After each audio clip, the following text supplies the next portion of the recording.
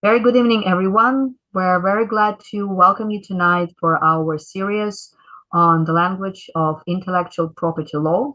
And today we have our webinar number 4, which is dedicated to the topic of intellectual property management. We're good to go, and I would like to introduce once again one and only Professor Dan Sloan, who is going to be with us tonight. Thank you, and very welcome, Dan. I'm very glad to see you, and the floor is yours. Well, thank you, Sophia. And I'm just pleased to be here myself. I'm in California and it's morning time here and it's getting winter. And you can see that I put a screen behind me to reflect, the winter scene because it is getting cold here. Not as cold as I think it probably is where you're at, but it's cold. Actually, So that's nowadays we are having very warm November in St. Petersburg, where it's 7 o'clock p.m. in the evening. We started to get some bits of snow, but just really, really tiny bits, which is unusual for this period of the year because usually we have snow everywhere at this time, but we're probably trying to catch up on some warm time. But I noticed the winter picture that is behind you. So the yeah. winter has come. Well, in California, it snows on occasion in some places, but California generally is much warmer. So, yeah. Mm.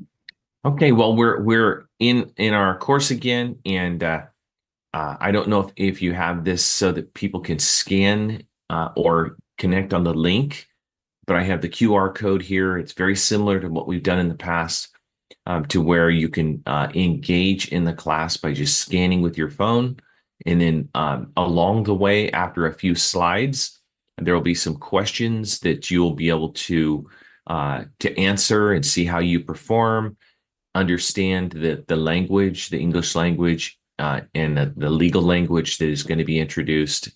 It's more to provide you an opportunity to understand the abstract and maybe some more of the more complicated parts of English and how it applies to the lessons. So let's give it a try if you can. I think, yep, it still remains there on the left side of your screen if you're looking at it. This is session 4. And session 4 is about intellectual property management. We're going to discuss various areas that already have about intellectual property IP, beginning with the different types of treaties and programs, WIPO, and many things that we've discussed already. Well, today we're going to discuss intellectual property management and see how we manage intellectual property rights for our clients, for ourselves, for the types of structures that are available out there that you can use, in the methods of doing so. So we're going to take a look at those. What is intellectual property management, IP management? It is effective licensing. So we're talking about the developing clear licensing agreements that define usage, rights, and restrictions, ensuring both parties benefit from the IP while avoiding potential legal disputes. So it's looking at it from a more general area of what can we do now that we have intellectual property and we're managing it for our clients or for in-house for our customers or our organization. How can we avoid having legal disputes? We first have to look at the risk. We're going to have risk assessment so that we know where to look and what to do. So conducting this through risk assessments during IP audits. And an IP audit is going through and not just confirming what we already know, but an audit is more precise. An audit is when we verify that the information that we're receiving is accurate. We go back and look at it very detailed, almost like a financial or a forensic audit is what they call it. A forensic audit is when you go through and you verify the validity of every receipt, of every content, to ensure that it has the proper ownership listed and that we have all the correct contracts and disclaimers or whatever's necessary for that work. So we're going to do the risk assessment during IP audits to identify potential vulnerabilities. Where might we have problems? And then safeguard the valuable intellectual assets from infringement or unauthorized use. Many times this can happen because we don't have the ability to ensure that our third-party providers are secure. So that's part of the audit, to make sure that the third party, meaning another company that does business with us, partner, has good safeguards and good management tools. So that's a part of the IP management. An overview of some of the terminology. What is an IP audit? Well, we conduct regular audits to assess IP assets to ensure, as I said, that we will have them properly listed. We have all the contracts, that we are assured as to the rights and the privileges that we're going to provide to purchasers of those rights, or if we want to ensure that the identity is clear, and to identify risk management practices. IP valuation is something that maybe people don't think enough about. So we utilize various approaches to determine the worth of intellectual property for informed decision making. How much a value is assigned to that intellectual property? How did we determine the value? And are we properly assessing that in the contracts and agreements that we're making? And then IP commercialization, where we implement strategies such as licensing and joint ventures to maximize the value of the IP assets. What methods are we going to use to ensure that we're properly commercializing that IP asset?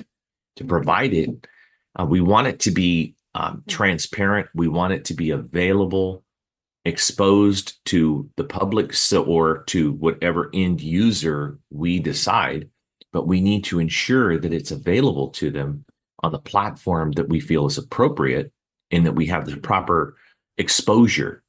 Otherwise, we have an asset that's not being purchased or not being licensed properly. So that's another thing, is to look at the strategy, commercialization. So when we conduct an IP audit, we have steps here. I put them as step 1, 2, and 3. We identify the scope of the audit, which means the scope would be to include specific IP assets. What assets are we going to review? And how are we going to evaluate and assess them? What kind of methods are going to be there? We might look at a timeline, such as from the year 2022 through 2024. We want to identify the clients, if they are clients that we're going to audit. We want to identify the use of those assets, that maybe that would be part of our scope. But the scope is very important for us to determine prior to beginning the audit, to ensure that we have great parameters set. We have where we're going to stay within the guardrails, the parameters of our audit. So step 2 would be conduct an asset inventory. We want to ensure that we have a clear and relevant intellectual property that is comprehensively documented and reviewed, to ensure that we're not leaving something out, or we're including something that should not be in our audit. And then we analyze in step 3 the findings, assess the risks, and formulate recommendations for improving IP management practices. So as you can see, this is actually a very valuable tool as an IP audit, because we may have assets that are underutilized or underperforming in terms of the value that we have. Any asset, whether it's gold or currency or real estate, whatever asset, stocks and bonds, we want to ensure that those assets are producing revenue and producing a profit, or that if they're in use with nonprofits, that we have the nonprofit value, so that they're creating whatever that intrinsic value, meaning it has something that is producing that's real, or maybe it's a organization that provides for the poor, that it's actually providing something for them. So there's all ways that assets can be used, and we just want to make sure that we're producing with them as we see fit. Some key phrases in IP audits. So the audit scope, again, that is important to understand. Define the boundaries and focus areas of the audit. Asset identification. So we want to catalog all the intellectual properties included in the assessment so that we have a clear understanding as to the ownership and to the rights that we want to convey to the users in a license. Due diligence, another term, key phrase, conduct a thorough investigation of all relevant materials.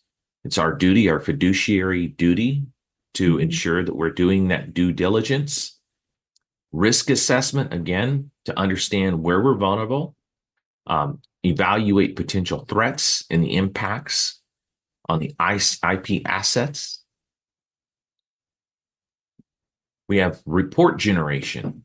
So we're gonna determine how we want that report to appear, and that's important. We might use a lot of data analytics or graphics to provide very relevant, quick to read information for management or for who the client is.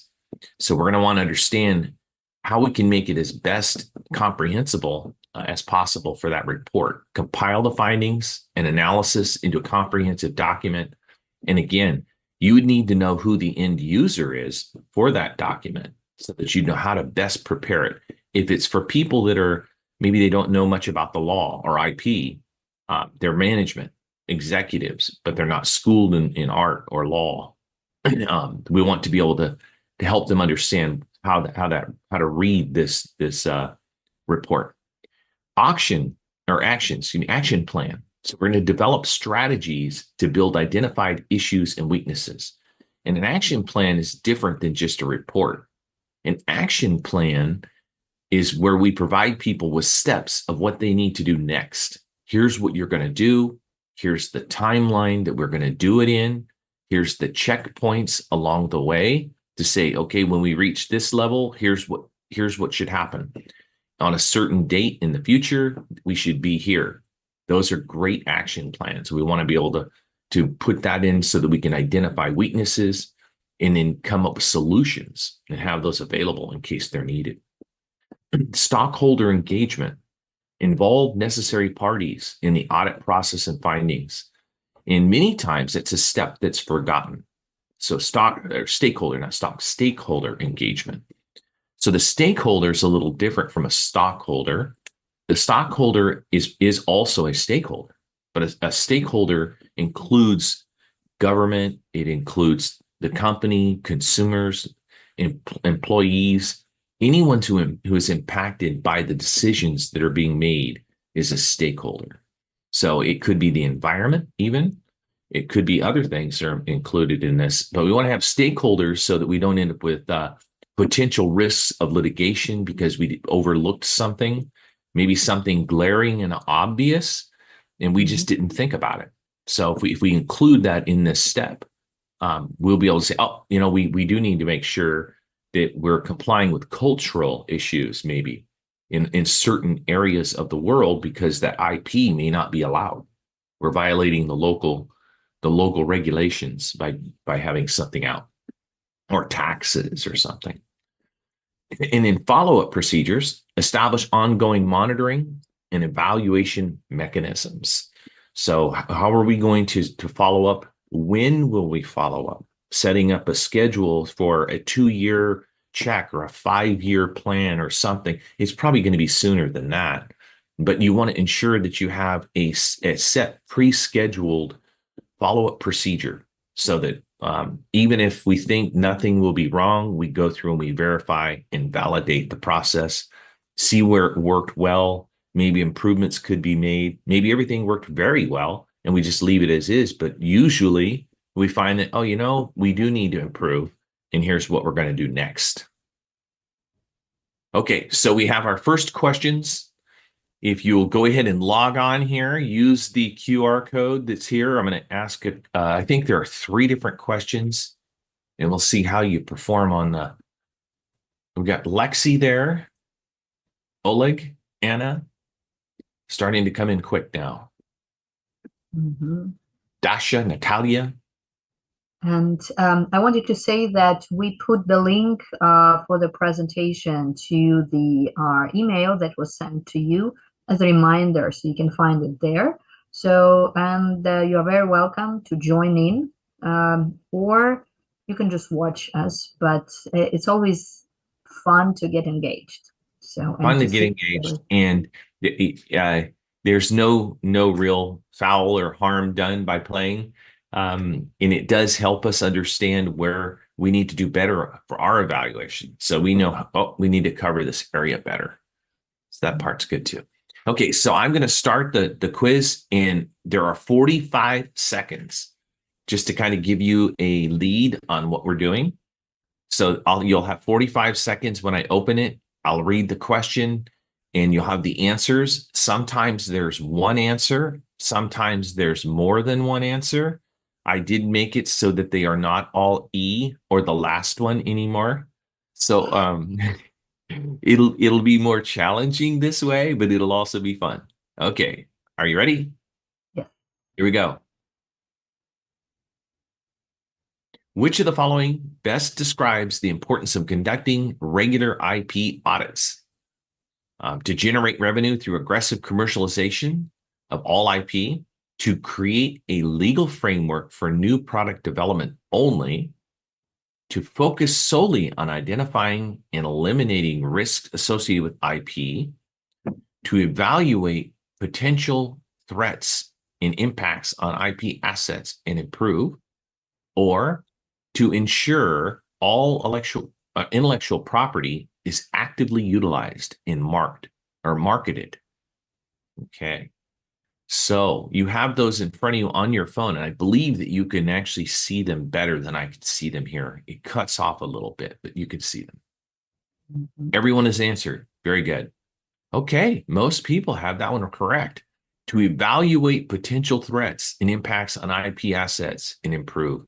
So again, the question was, which of the following describes the importance of conducting regular audits and to generate through revenue through aggressive? No, the aggressive part was not it. To create legal framework for new product development only. No, there's more than that. To focus solely on identifying and eliminating risks. No, we're doing more. To evaluate potential threats. Yes. To ensure all intellectual property is utilized, actively utilized, and marketed. So most people got to see who's in front. Ariana did it and got 93 points. So the way that this functions, for those of you who are new, is if you get the correct answer, you get points, and the person that does it the fastest gets the most points. So that's why Mariana has 93 and Dasha has 82. Probably got the right answer, but just got it a little slower. So you have to get it quickly, which means you have to try to comprehend quick. Okay. Here's question 2. Which is the primary goal of effectively licensing in intellectual property management? Is it to maximize the value of IP without considering the other party's needs? To create a single template for all licensing agreements? To eliminate all legal disputes regardless of context? To clearly identify or define usage rights and restrictions for mutual benefit? And lastly, to restrict IP usage entirely between parties. So remember, there could be one or more correct answers. If you get one correct, you get some points. If you get all the correct ones, then you get the maximum points if there's more than one, but there may not be.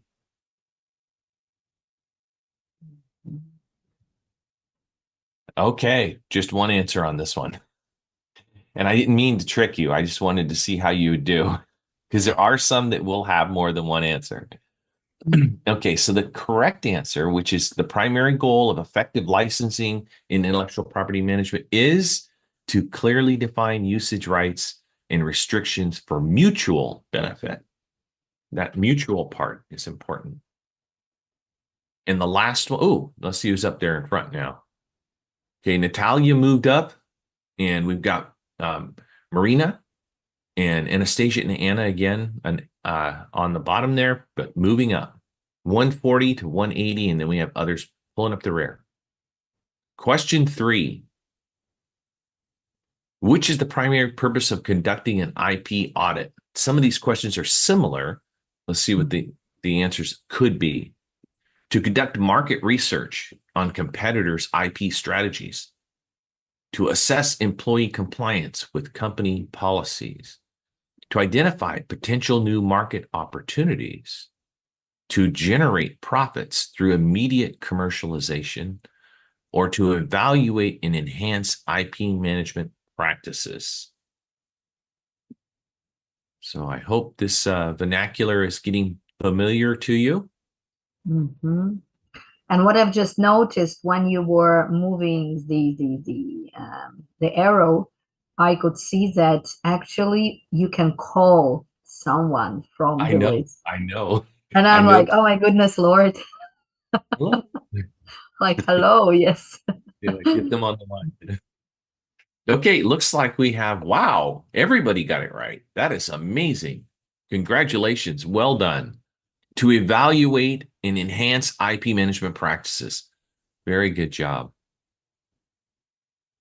Let's see who's in front this time. Looks like Mariana is at 266. It appears on the last one, Natalia, you did a little better. You got 2 points higher. Didn't quite catch up, but you're getting closer. 78 and 73 for Anna and State. See right there? Yes. Yeah. And it says points, name, no name. Okay. Okay, so let's move on to another area, and we'll have some more questions here in a little bit. So pay attention, and you'll have another chance. So drafting a valuation memo. So we're going to be looking at what can we do for valuation, and we're going to document that in a drafting a memo. And what is the purpose? Is to clearly state the objectives and goals of the valuation memo. We want to know why we're drafting the memo. What are we writing it for? Is it for a client? Is it for the licensee, the licensor? Regulators? Is it a board report? What are the purposes for the memo first? And then the methodology, we want to outline the approach utilized for determining the valuation method. Well, there are different ways to value IP assets. And we're going to go into those a little bit in the next few slides. Okay, we're going to go through this in this session here is how to manage, how do we keep track? How do we value these assets? So we need to know which one and to make sure that we're using the appropriate method depending upon how and who we're reporting it to. If it's being reported for tax purposes, that might be important because we want to make sure we're not overvaluing the asset. We want to be accurate and conform to the law so that we're paying the appropriate taxes if that's necessary, or making a statement as to its worth. But we don't want to make our client liable for taxes that maybe that are not due. So we have to watch out. And in analysis, include a comprehensive analysis of relevant market and data trends. So part of this analysis would be, here's where we are, here's the market value that or the other types of values. Market value is one of them, but one of the values or valuation methods, and here's where things are going. So that asset, just as the asset we're using here with AHA slides, it has a shelf life or has a market life that can be for a period of time. And it may have a patent on it. So that will expire. It could be that new technology in the future will make it obsolete. So it could lose its value. And so in some assets go up in value. So we have to make that analysis to determine what the trends are for the kind of asset, IP asset that we're discussing. Is it a book? Is it a movie? What kind of content is it? Assumptions. So we list key assumptions that impact the valuation conclusions that are drawn. What kind of market analysis, for example, if that's what we're using? Is it using it based upon projections of a certain percentage of growth in GDP at a global scale? Is it based on economic factors within certain regions of the world, developing world assets, kind of content?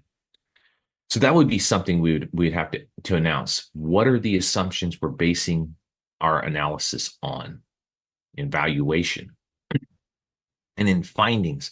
Sometimes also with IP, it's based on future development of of innovation that has not been made yet. We know that the innovation will eventually come, but it has not yet. Such as upload, download speeds are going to be faster in the future. And the technology, the IP that we're using may be dependent upon new breakthrough technology in order to increase in value. AI is one of those. So findings, summarize key findings and their implications for IP assets. We're going to provide this in possibly an executive summary to top level management within the organization. We're going to make recommendations. We're going to recommend, provide actionable, again, that word actionable, with clearly defined quantifiable parameters based on the valuation of results. And then stakeholders, identify key stakeholders and their interest in the IP valuation. Again, this is for drafting our memo. There's a lot that goes into drafting this memo so that we're sure that we've included all the correct information. And then conclusion. We're going to wrap up a strong conclusion stressing the importance of the valuation, why we need it. What are we doing this for? We started with the purpose and we're going to the end and restating that a little differently.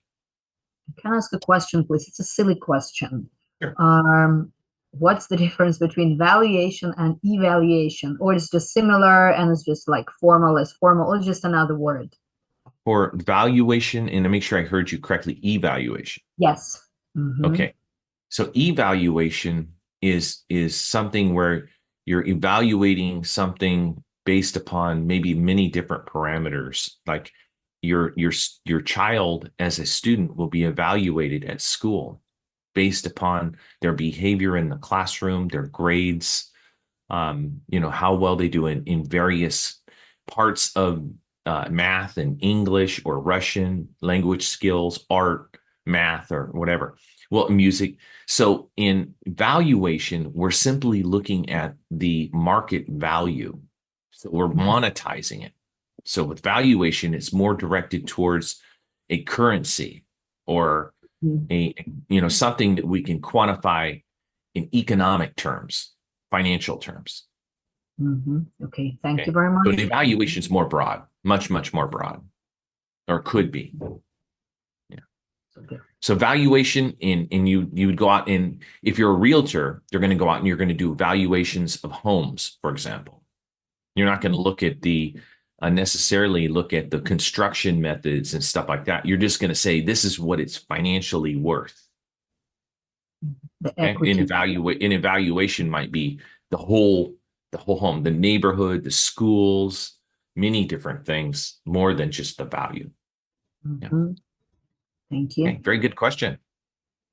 It looks like the writing on this got blurred a little bit when it uploaded to our slides, but that's okay. We can still read it. So in drafting the memo, the purpose, clearly state the objectives and goals of the valuation memo. And this is basically restating these to make sure that you have a clear understanding, the methodology utilized for determining the value in those different value methods we'll go into, comprehensive analysis, relevant market data and trends. How are things going up or down with that particular IP asset? Generally, the client will want to know this. They want to know, should I hold on to this asset or should I sell it? Or is it becoming more vulnerable because of hacking or different things because the technology's old or something? And then those assumptions, valuation, making those key assumptions in the valuations. And then finding, summarize, recommend, stakeholders that are included, and again, the wrap up in the conclusion. And again, this kind of much things together, but that's okay. Um, so we've got IP commercialization strategies. So how can we get our asset that now we have, how can we make it valuable commercially? We want to sell the licensing, or we want to join a joint venture. So we could do licensing with licensing agreements. So establish licensing agreements to allow other businesses to use your patented technologies, generating revenue while maintaining control over the IP. And that is really crucial. And that's what most people are very concerned with, is that how do we generate revenue while maintaining control? Mhm. If I let it go into the cloud, I don't know where it goes. And how am I going to know that I'm going to receive the value of what I've created? So that's where most of that concern is, making sure that those license agreements are clear. We spoke about this in our last session about ensuring that the platforms that we use have really good controls on them and really good partner agreements. Okay. And are secure enough. Mhm. Yeah.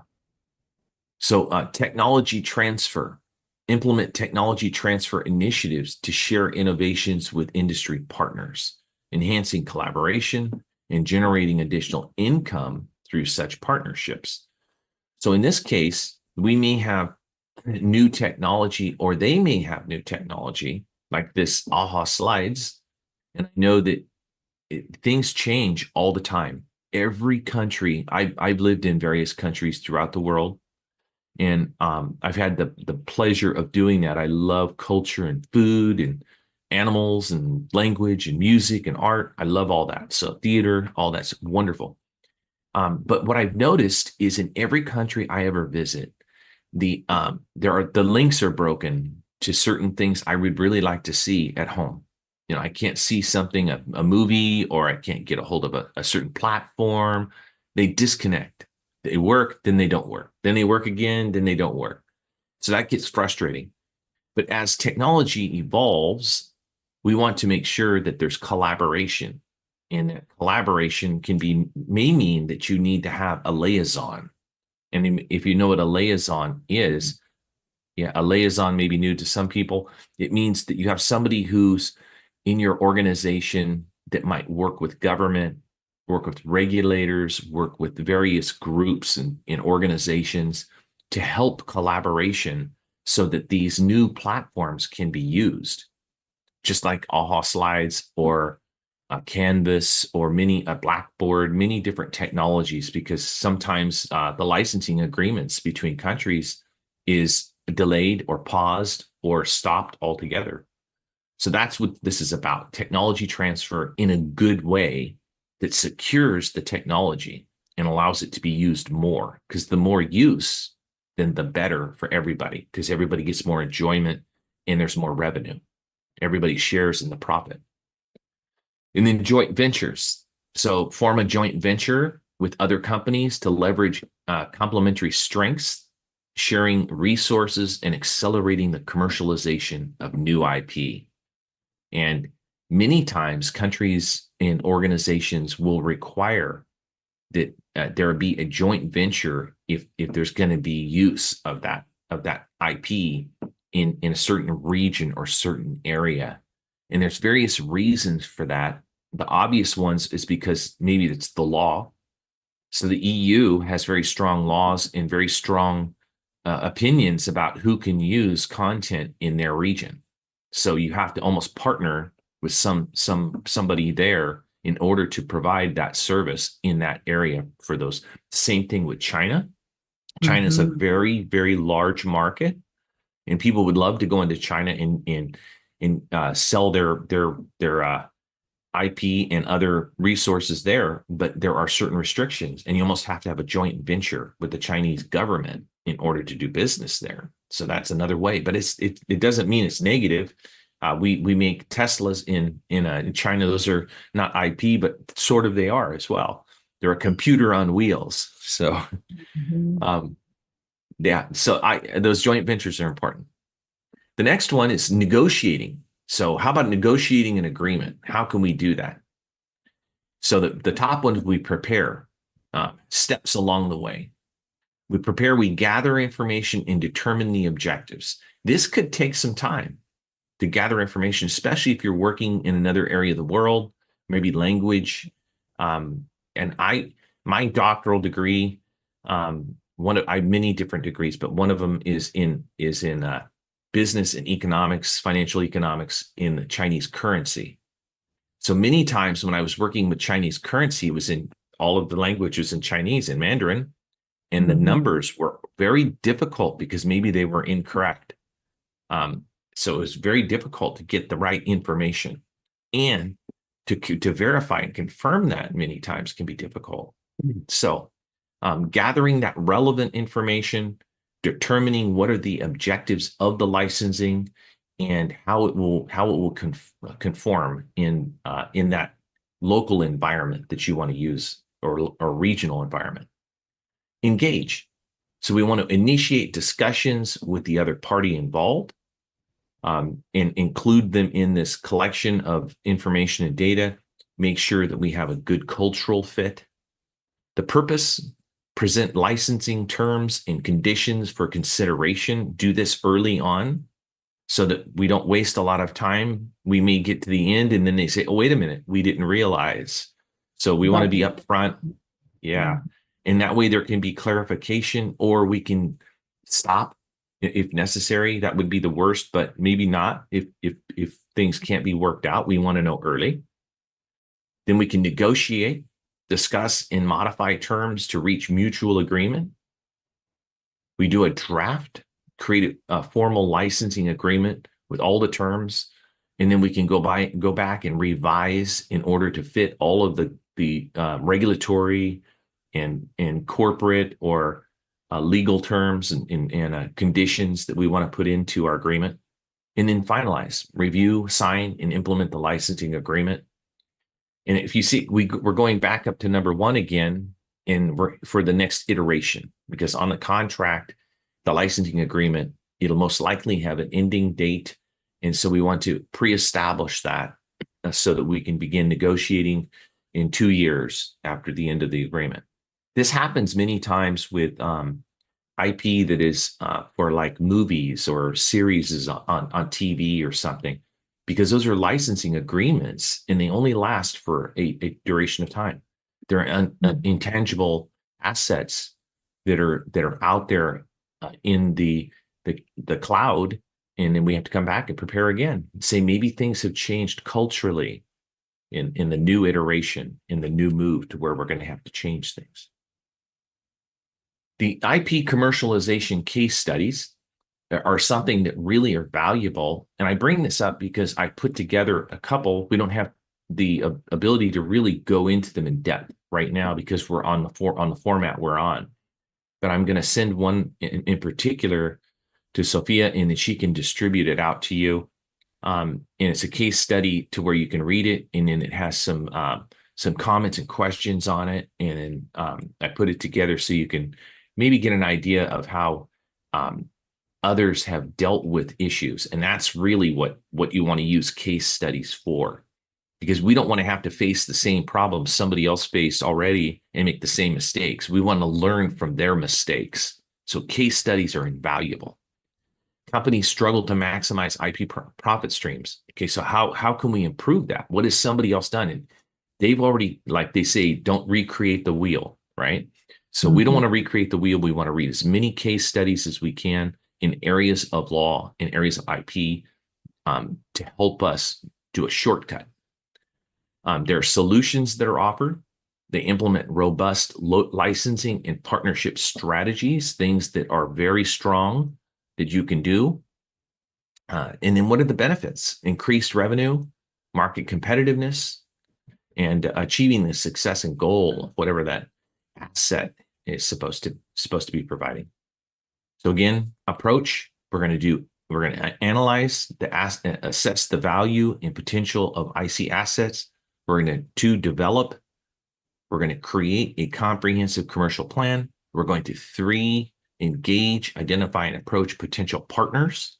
And then we're going to 4, execute agreements and monitor performance in the equity that we have, or equally. So I already went on the draft of the memo, already done that. So we're going to go through another set of questions here. Are you ready? Yes. Mhm. All right. And let me see who was up first the last time. I think it was Mariana, right? It was Mhm. up in the front. So let's see if you guys can beat Mariana this time. Gonna have to be quick. I'm waiting just a little bit because I want to give everybody a chance to get ready. Mariana, we love Okay. you. We just want to have some Okay. competition. So no offense. Competition. I like it. So ready, go. It'll come up in a moment. Which is the primary goal of drafting a valuation memo for intellectual property? Is it to summarize the history and background of the IP asset, to prepare a licensing agreement for commercial use, to identify the stakeholders in target markets, to assess the value and potential of the intellectual property, or to outline a marketing strategy for the IP asset? I like all of them. So Well, you could put them all, but mhm. you might be getting some points taken off if you put them all. I believe that you get the most points by getting only the correct ones. Mhm. Okay. So to assess the value of potential of the intellectual property for drafting the valuation memo. Okay. And if you remember, we were talking about valuation compared to evaluation. So we're talking about the value of it. Now, let me see. I think we already did this one, right? Yeah. Okay. So there we go. And we had Anna and then Anastasia, Mariana, and Dasha.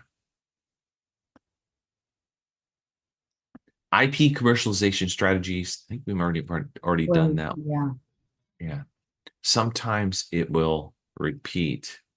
Yeah. Okay, there we go. So which of the following is not one of the steps in negotiating license agreements? Which one is not? So draft a formal licensing agreement, negotiate form or terms to reach mutual agreement, propose licensing terms for discussion, engage with established partners or partnerships, prepare relevant documentation, and determine objectives. Which of the following is not one of the steps in negotiating licensing agreements?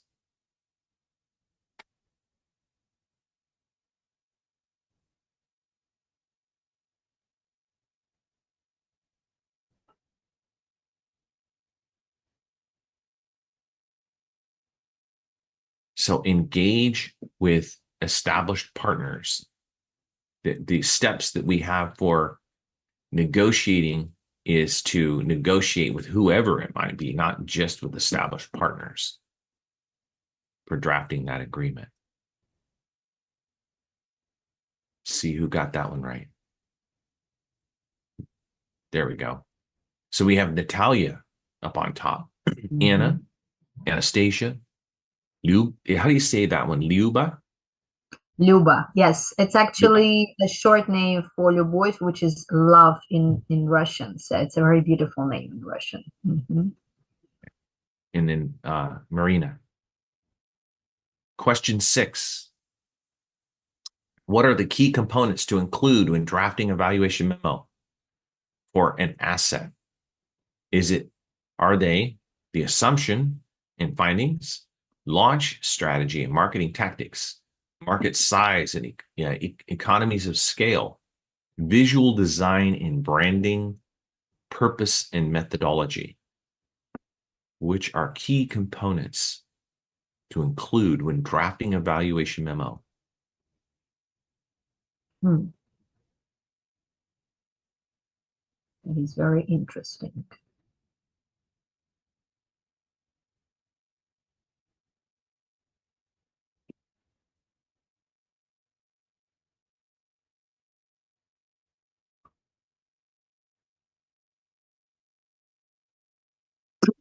assumptions and findings, and purpose and methodology. Okay, when drafting the valuation memo, we don't really need the visual design and branding yet. Market size and economies of scale, we may not know that. The strategy, launch strategy and marketing tactics, again, not for the memo itself. What we really need are the assumptions and findings, which I listed earlier, and then the purpose. Why are we doing it?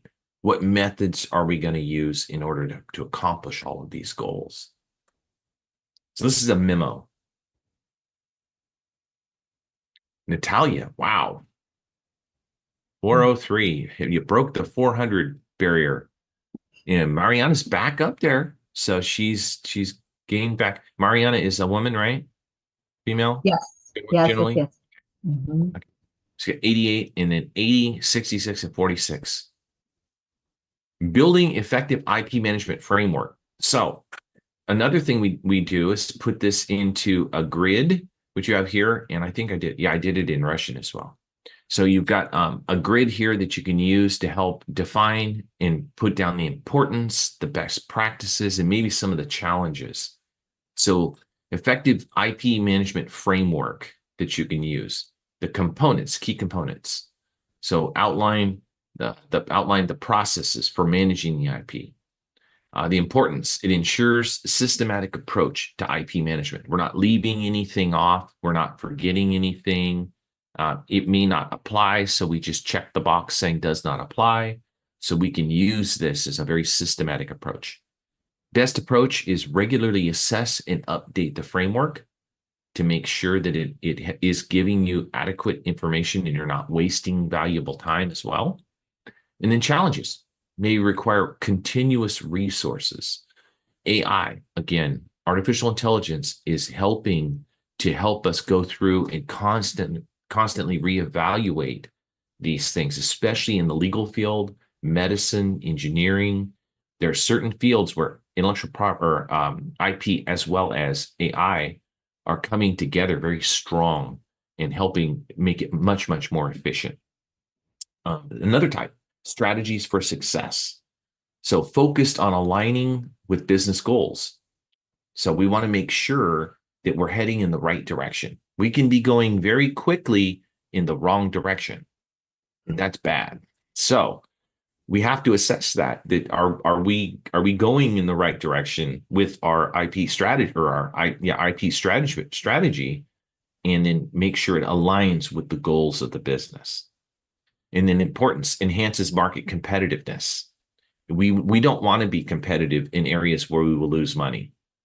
So that's part of this idea is strategies for success, meaning identifying the proper places to be in business and to remain there and do better at those and leave the other ones out.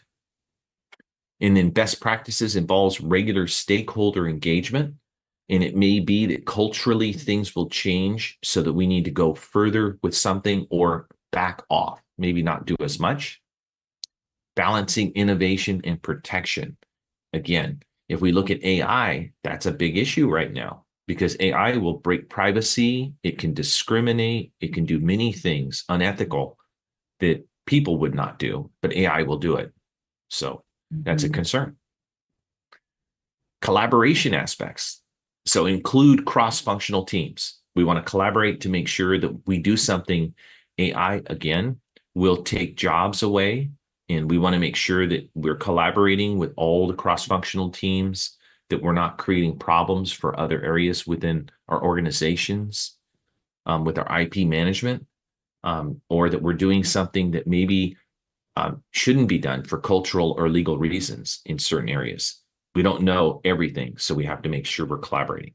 Foster innovation and creativity, because maybe there will be other opportunities we hadn't thought of if we don't include other cross-functional teams. Encourages diverse perspectives, and the challenges are possible conflicts of interest. And those can be internal disputes that we have to resolve in order to know how to deal with sharing revenue or responsibilities or something like that. And then compliance and monitoring.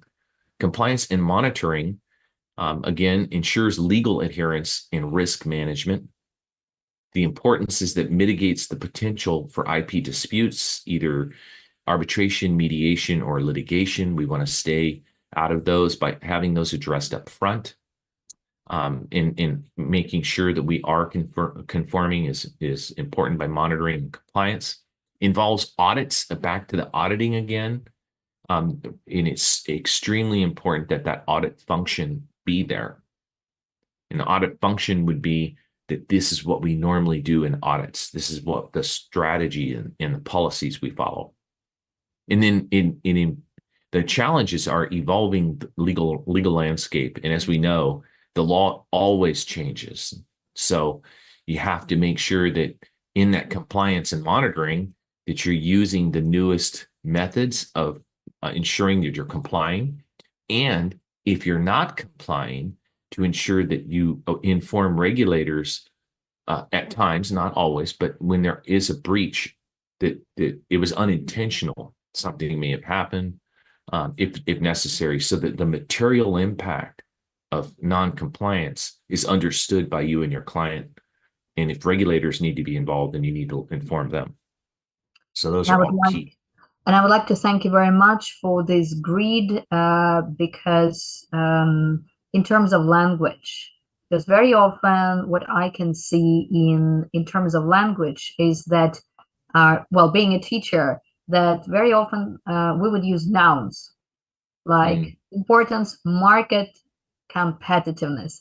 And I think with this presentation specifically, you gave us such broad amount of verbs that are used. So it's action all the time, not just aligning with business goals, focusing, outlining, ensuring. And I think that is probably really, in terms of language, such an asset for us. Thank you very much, because I'm having overview of so many verbs.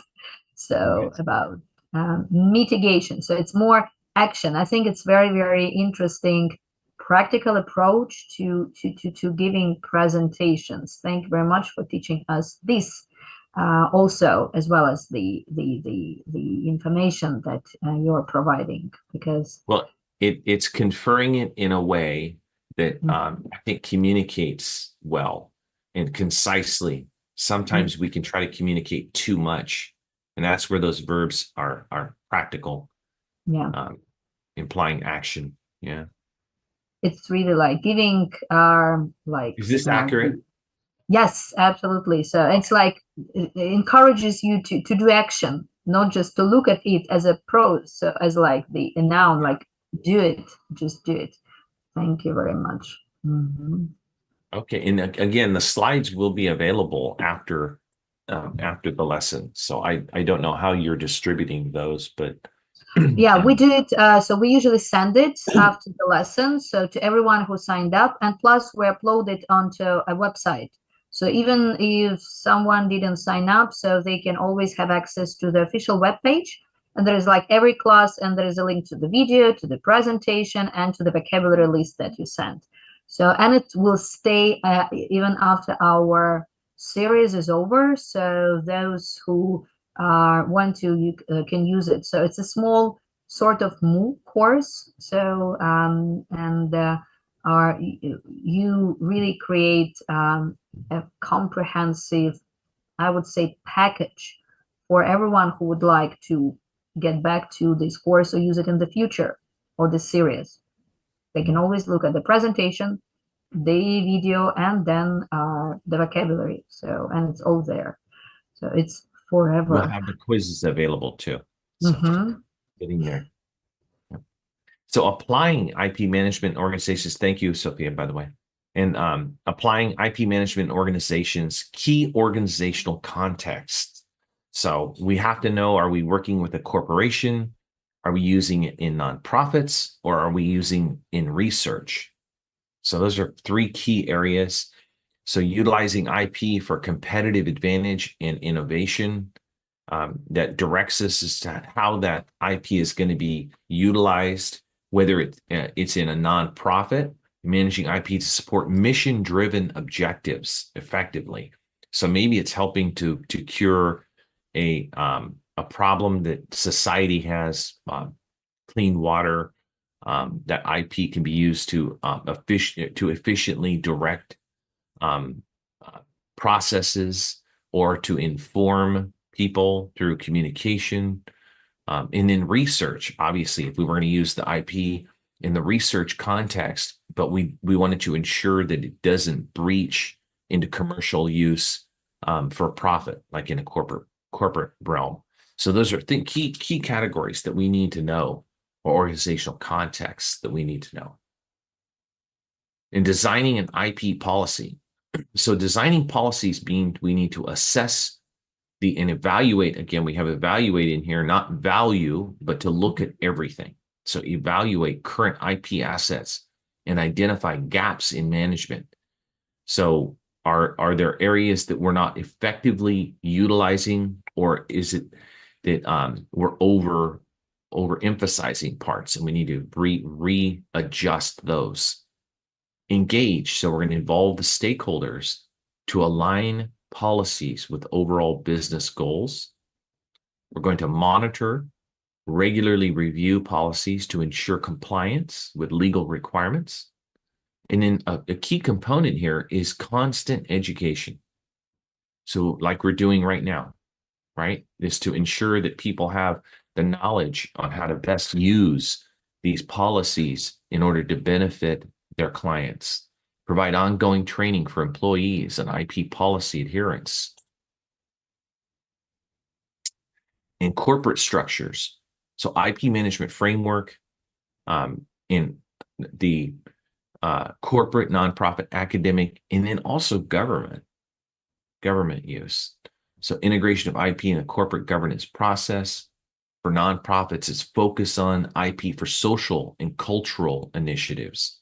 We may be using music or art in the nonprofit realm and think, well, that would be okay, but we have to ensure that we're doing so with our strategies in ways that are not going to infringe on that IP asset. Academic utilization of IP in research and innovation, again, doing so in an academic context, education. And then government, the regulatory frameworks for IP management effectiveness. How can we apply the law? What are the regulations? What liaisons do we need in order to most effectively utilize that? And then we also have people that are going to be in lobbying for particular areas of the law. And lobbying means that we're going to help our regulators formulate laws that will best benefit the industry to secure it and also have it grow. Okay, another question here. I'll wait just a moment, make sure everybody's on. And who did we have near the top? I think we had Natalia, if I recall correctly. Let's see if some of you can catch up with her. And let me see. Mariana Ariana, is there. I remember Luba.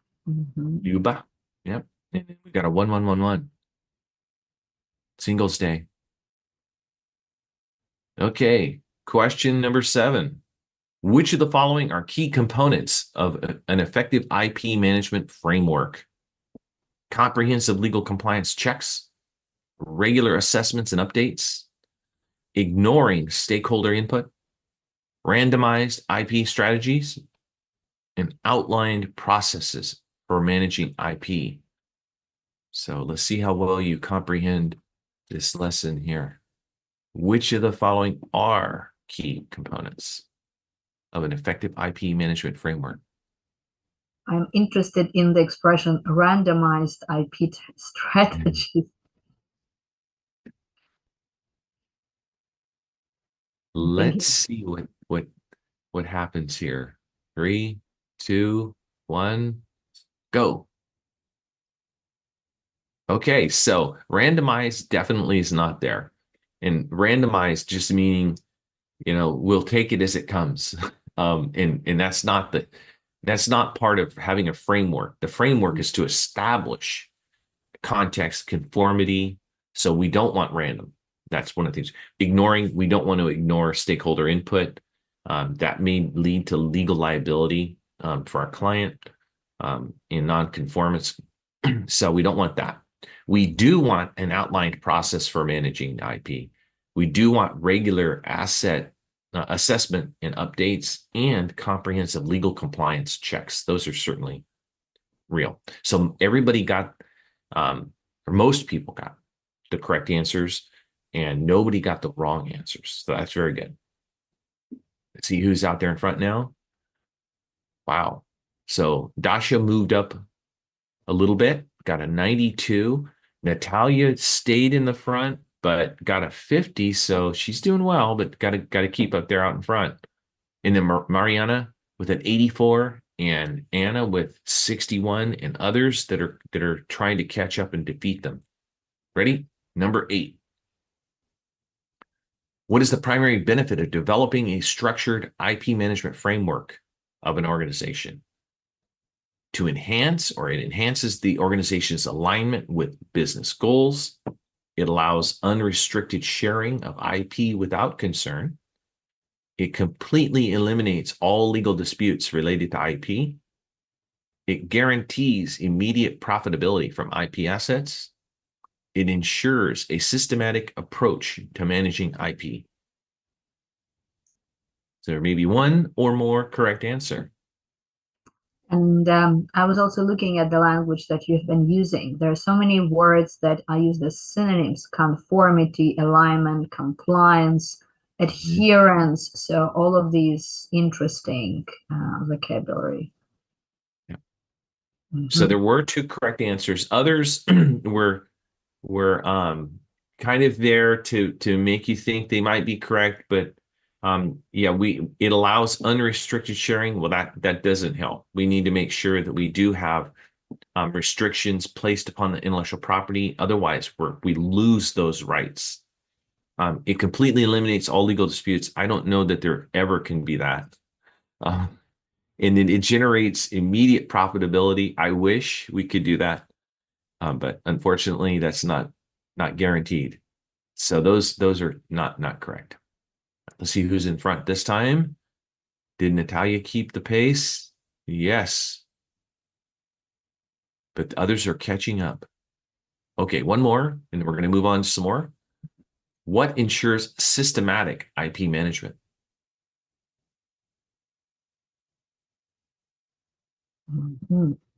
As I understand here, So you're going to write something.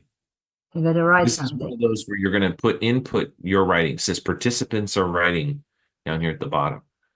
So you put your answer in and we'll see what we have.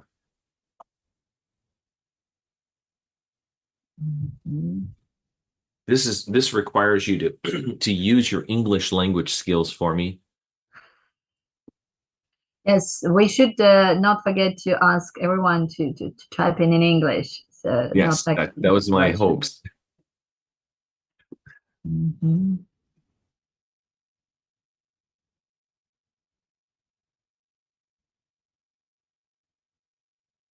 Okay, so we had, for what ensures systematic IP management, outline processes, which is one of the correct answers that it could be, but there are other answers that also could be correct. Profit, for assessment, for compliance, and then we had others that wrote in other answers. But yeah, these could all be different, but I wanted you to get a chance to put your input in here.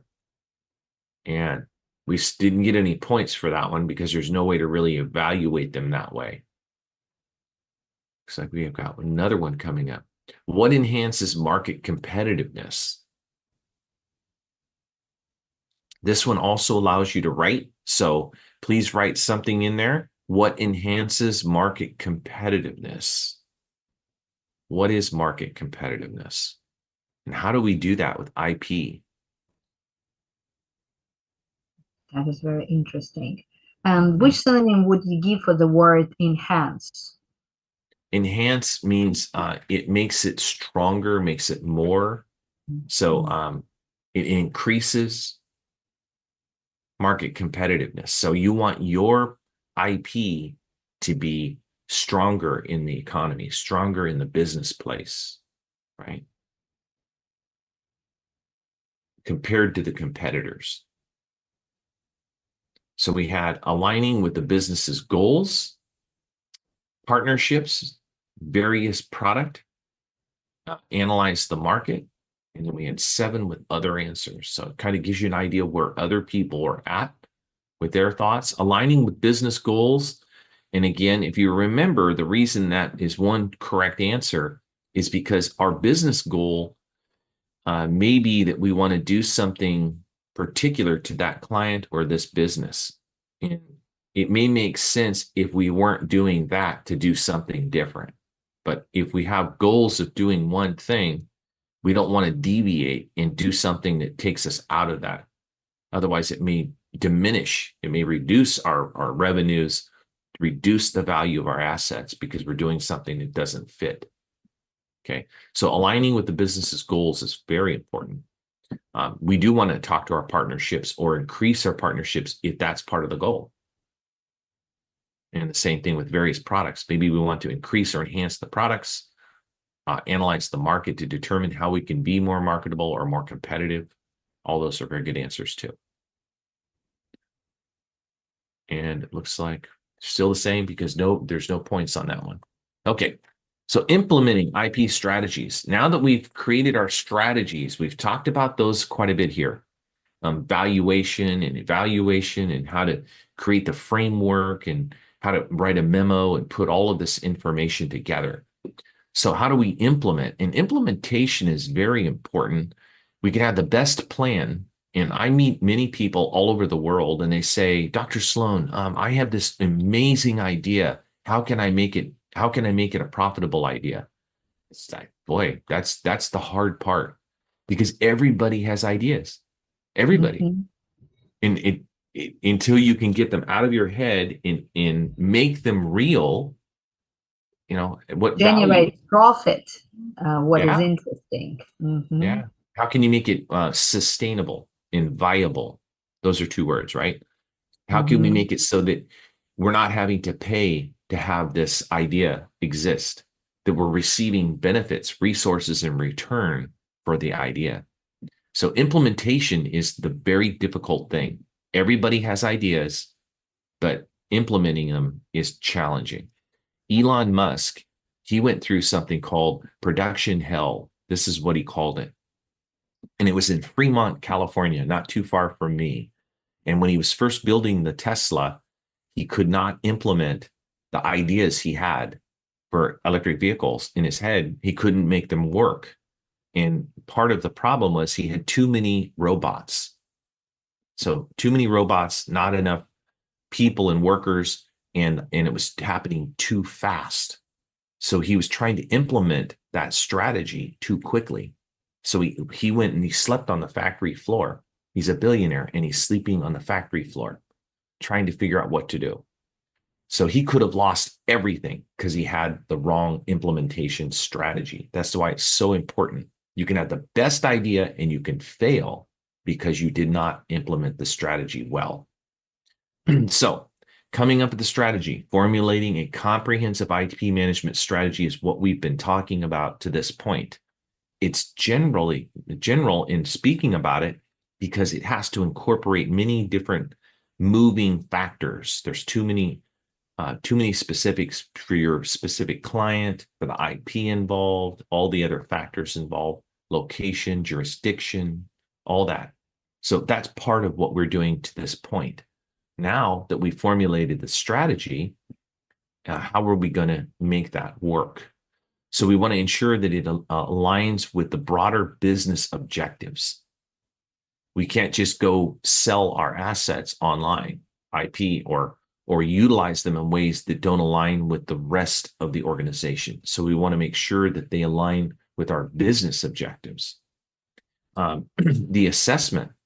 So we're going to evaluate current IP assets and the potential risks that we have involved in that to make sure that we're doing something that's not going to cost us either a reputation or the value of those assets. Implementation is to put the strategy into actionable steps. And that's, again, putting objective measures in place and checkpoints along the way to ensure that the action is done by what time, by who, and making sure that those things occur.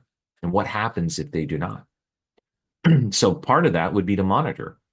So after we implement, after we begin the process, we're in process of implementing our strategy, then we want to go back and we want to monitor. We're going to regularly monitor compliance and the effectiveness of the strategy to make sure that it's if we have the parameters, the borders, that it stays in between those and it's not going off track the wrong direction. In the adaptation, adjust the strategies based on market and legal challenges. So we could have changes in the law in various regions, such as the EU, or new laws in America or other places, to where we're going to have to adjust our strategy because now we have a different playing field, a different market.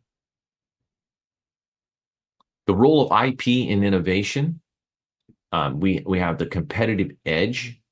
So effectively managing the management of IP gives businesses a significant competitive advantage in technology-driven markets.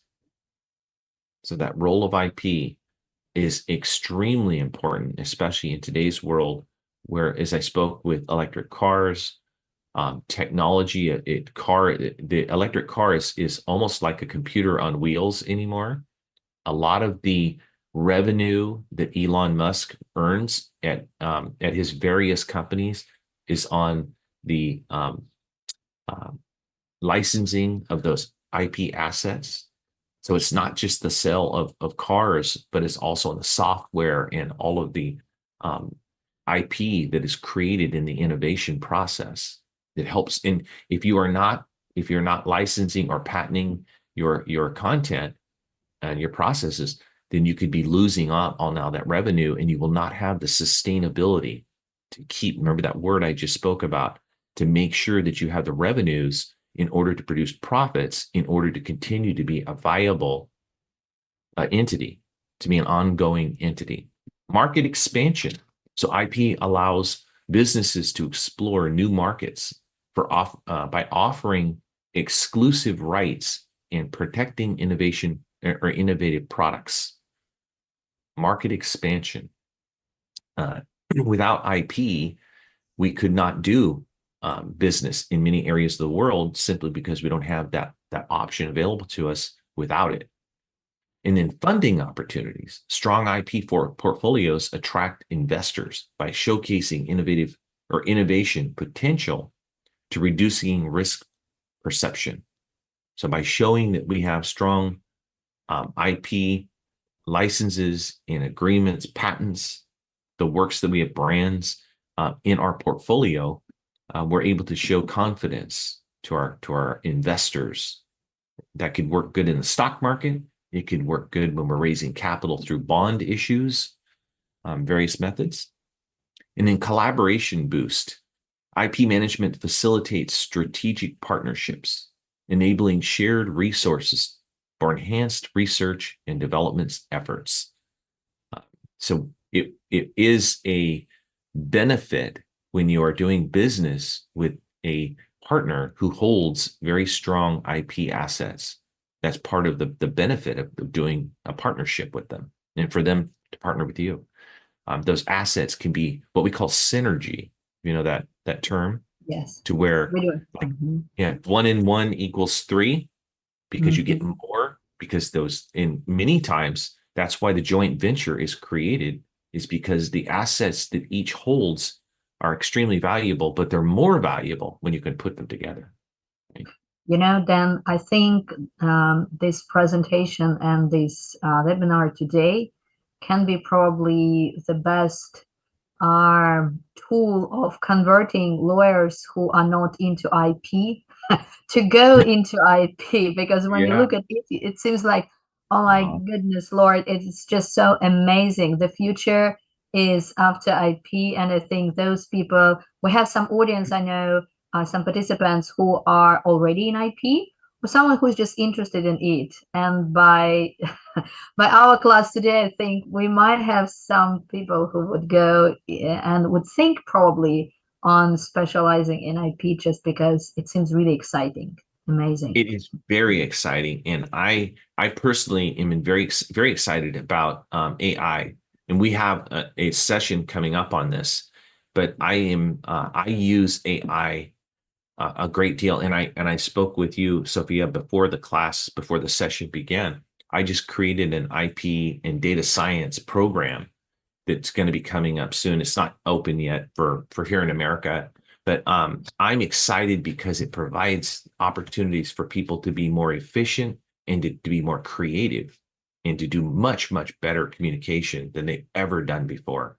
So yeah, this whole area of law is going to be extremely important. You know, Mhm. as we evolve, who has the rights to AI? Who has to be accountable if it makes a mistake? Oh, that is such an interesting question, really. So we're going to talk Because, about those mhm, in a later session. But yeah, all of this is about how do we create additional resources so that we can do these things here. The role of innovation to keep the competitive edge, to expand our marketplace, funding opportunities, to enhance collaboration, because the more we can produce with the same amount of resources, the better lifestyle the world will have, right? It's pure economics. We can produce more with the same resources or less resources than everybody can share in those benefits. And IP helps us do that. So analyzing recent innovations is we're going to come back to something that I spoke of before, but it's looking at cases and reviewing so that in IP or AI will help us do that as well. So AI specifically will find solutions that we don't have the time to do by ourselves. You know, we just don't have the amount of time, and it will find solutions that are more accurate because it's out looking at everything and doing it quickly. So analyzing recent innovations and see what kind of problems were faced and then how those were overcome. So that's what I highly recommend is reviewing case studies to see how others have defeated those problems specific to the areas that you're concerned with. Um, excellent in terms of finding solutions. So using legal frameworks to manage that IP effectively, and then the benefits, enhancing competitive advantage through the IP evaluation. And it may be that you're going to find that you can value your IP more higher at a higher level because you're finding that it has solutions that you hadn't thought of. And that's mhm. another thing that AI will do is help you utilize that IP in ways maybe you hadn't thought of. So that some great opportunities. So identify, determine key innovations relevant to IP management. How can you utilize not just your IP, but how can you use other platforms and other services and technology to enhance or to better market your IP in ways you hadn't thought of? Analyze and examine how IP influences in the innovation process. How does IP actually work on the other side to make things better? How can people use what we create? It's like AI. Now we're using it in ways originally we hadn't even thought of, but we're going to use it in imaginative ways where everybody gets to use it with the freedom of their own expression and create better innovation. Evaluate, assess IP management strategies of leading firms, people that are out in front, that are setting the stage. I like to say, because I have owned companies, I have created companies, sold and merged and done many things in my lifetime. And I always found that when you reach the pinnacle, like the top of the mountain, Mhm. when you reach the top, that's when you have to work twice as hard to stay there because everybody is copying you. Hopefully, they Yeah. won't copy your patented material, but they will do what you were doing because you were successful. And they're saying that I'm going to do what they're doing and but I'm going to change it a little and be even better, right? So you have to evaluate and then implement those findings to improve your management practices. So recap of the key terminology. We want to make sure that we know what audits are, what they include. Sometimes people think if I just go through and I review, that's enough. An audit is much more than that. An audit is to verify the information, not just look at it. So for an accountant, for example, an accounting firm doesn't just look at the receipts to make sure that they add up correctly with the adding machine or on a spreadsheet. They go and they make sure they may call the vendor and say, is this a correct sale? Is this really owned by a particular person who purchased it?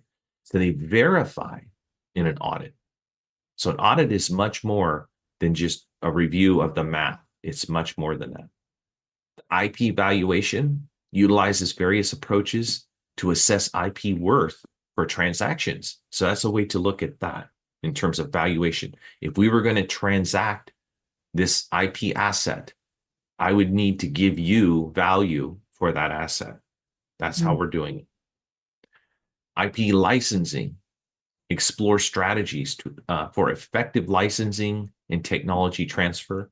How do we ensure that we have a proper agreement so that I'm licensing it to you or you to me, and what the parameters are on that? Then managing it, implement frameworks to ensure compliance. Now, that would be compliance with the legal regulatory environment, but also the compliance with the agreement to make sure that our client or users are using it properly and not using it in ways that don't comply with our strategy or policies. And then IP advantage, understanding how IP supports. So we're going through the whole process here, all the way to the end where we're saying, once we do all of this, what are the advantages that we're going to get from providing all of these safeguards and putting all these structures in place to remain competitive? And sometimes selling something very cheap is not the best method. We don't want to have more sales. It's almost like if you get paid for every hour of work. You don't want to work many hours in order to get paid a lot. Maybe you want to work 1 hour and get paid a lot each hour. So maybe doing less work and getting paid more is better. So that's the way to really look at IP management. How can we structure so that we have the economic benefit of selling as few as we can and making the most income or the most available resources to benefit us? Okay, ready? We have another question here. I'll start it in one moment. We have most of our players on there. Okay, ready? This question, let me see. Okay. What is a key benefit of implementing effective IP management strategies? Is it diminished collaboration opportunities, simplified legal compliance, reduced innovation risk, enhanced competitive advantage, increased market competition? So it could be one or more.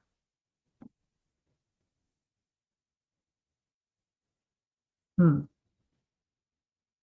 now that all of you want to go into IP.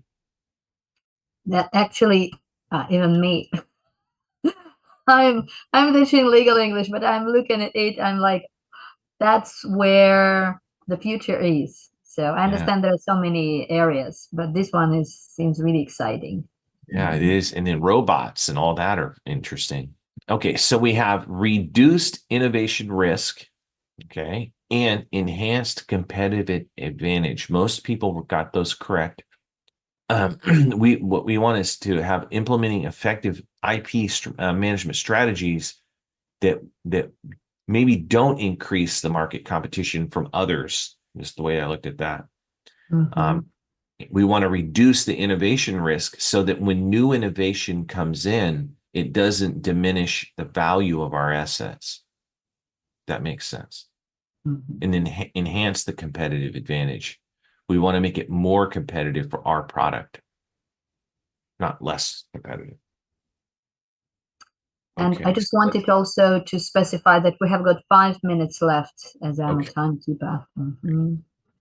So Natalia is moved up there on top. with an extra 36 points there. And looks like Anastasia Samira, that's a new one. I haven't seen her name up there or his. What is the primary benefit of having strong IP management strategy in a business? It minimizes the risk of collaboration with other firms. It guarantees immediate success without further investments. It helps protect the value of the business's innovative products. It decreases the complexity of the business operations, or it enables unrestricted access to competitors' innovations. Wow, that would be cool. Yes. Mm-hmm.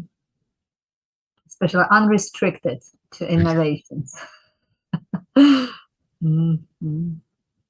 So, what is the primary benefit of having a strong IP management strategy for a business? There you go. It helps protect the value of the business's innovative products. So it does not decrease the complexity of the business operations, and it doesn't give us access to our competitors' content, and the others are not correct as well. We're running out of time, so I'm going to move along here. Looks like Natalia's still up there on top, although Dasha moved up. Mariana's back up there. Great job. Another question. Oop. There we go. So what is the primary benefit of strong portfolio for businesses innovation? That might be very similar. So it provides exclusive rights to competitors only. It's a little different. Increases production costs significantly. Limits market expansion opportunities. Reduces the need for compliance strategies, or attracts investors by showcasing innovation potential. So you really have to know these terms to really understand the question, especially with only 45 seconds. What is the primary benefit of a strong IP portfolio? We spoke of that before.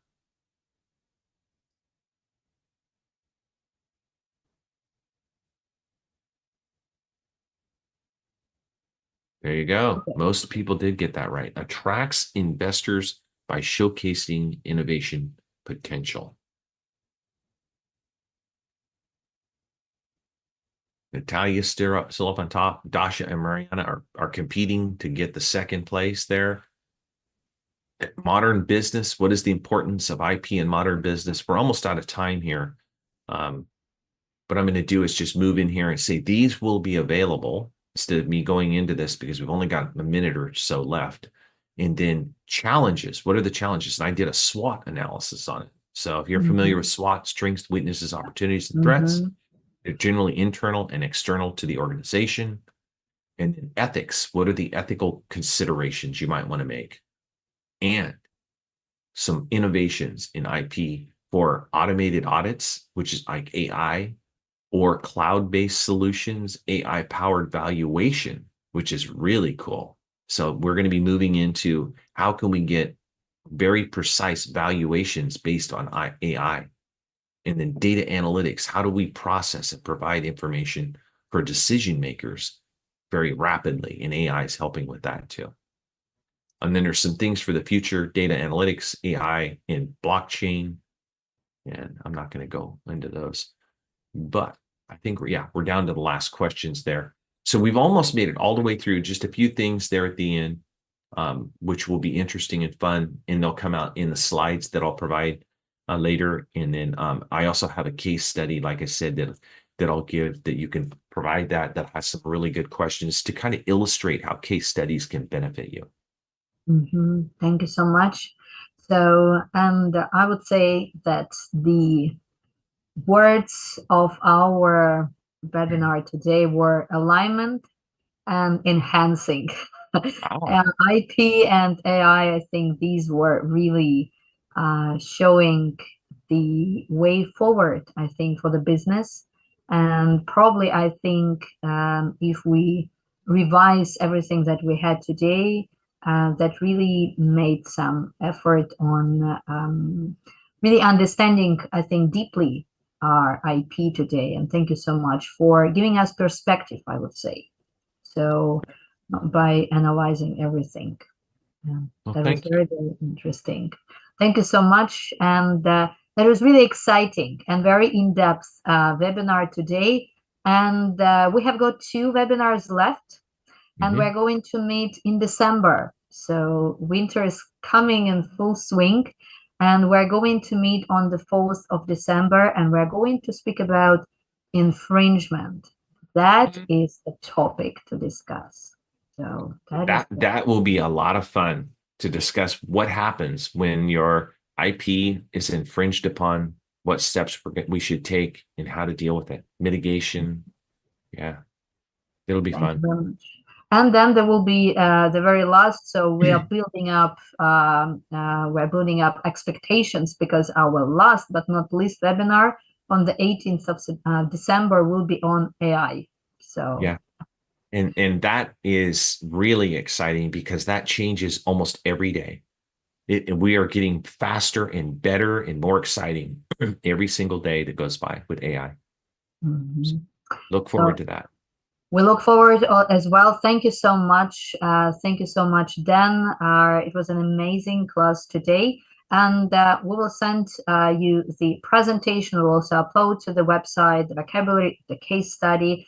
And see you, everyone, in 2 weeks. In 2 weeks. Great. And Stay warm. bye-bye. Yes. Thank you so much. You too. Thank you. And bye-bye, everyone.